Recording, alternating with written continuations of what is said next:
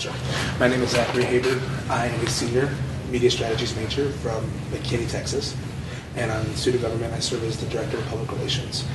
After the challenges that the SGA and the Senate specifically faced last semester, do you feel like that's posed a problem, like a challenge for you to overcome as well, including the reputation of the students? I think that this year there's been a lot of talk about student government, but I think a lot of the talk has been good because it's about the changes that student government is making.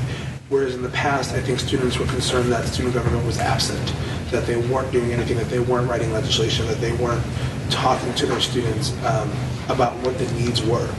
And whether or not people agree that that is or not the case right now, I think that there's a lot of talk going around, which is good. We always like when people are talking about SGA. We welcome any sort of opinion. All opinions matter. And at the end of the day, we're just excited that people are talking about student government and people get excited about it. Right. What are some of the other steps that you're taking this semester towards managing the reputation? Well, for one, that's been quite known as the memorandum that I just wrote.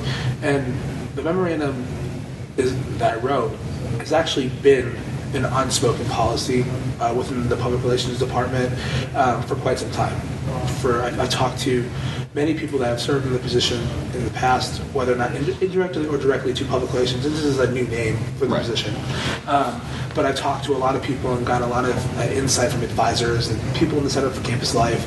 And really all we're doing with that is just trying to make sure that we're aware of when members from student government want to speak to the media. And by no way is it for us using it as a tool of control. We don't want our members to feel like they're being restricted or censored in any sort of way. It's just that we want to make sure that we're in the loop, because there's just about 100 of them and only one of me, or 3 of us in the committee or what have you. And so we just want to make sure that when someone is speaking to a media representative, that we know about it. And the words are pretty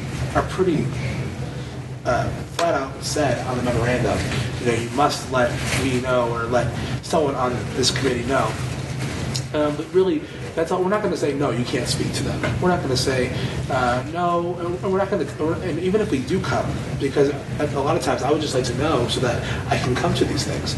But it's not for me to interject with the opinion or for me to coach them beforehand or to talk to them afterwards or to clear up anything.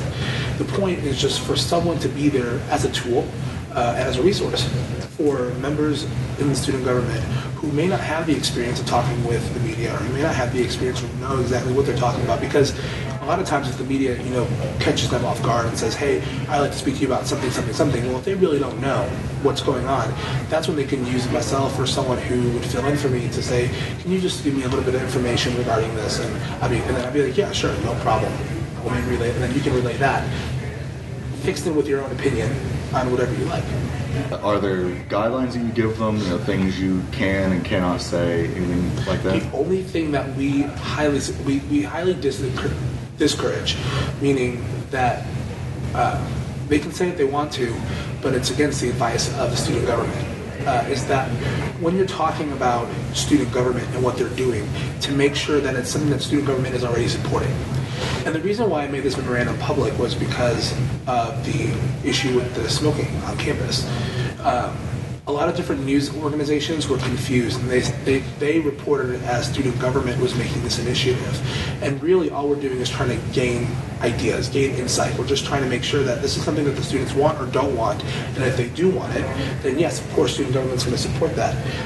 But the news made it seem like that this was student government. And then we got a lot of angry people on our end calling us and saying, I'm a student here and I'm a smoker and I don't agree. I can't believe the student government is pushing forward without getting my opinion. And so if you see that twist there, that wasn't necessarily what the point was. The point was just for us to get the word out there and just see what students' interests are. And so for that reason, I was like, just going to make sure to everyone in the room that they know that unless student government has vocalized that they support this inside the Senate, then you're good to go. But if not, then do not say that student government is in support of this yet. Right. So that would be about the only thing that we would expect PR to directly say, we would prefer you or you shouldn't talk about this? We discourage. I think is the right word to say, is if student government does not support this, we discourage you from saying that student government supports it. It's just saying, don't tell them that, that we support this if we don't. Or don't tell them that we do if we don't. Basically, whatever happens inside of the Senate room, tell them that. But if it's not, then don't. And basically, we're just trying to report truthfully and honestly, and we're trying to remain as open as possible. Right. Okay. Well, Zach, thank you very much for coming. I appreciate it. Thank you.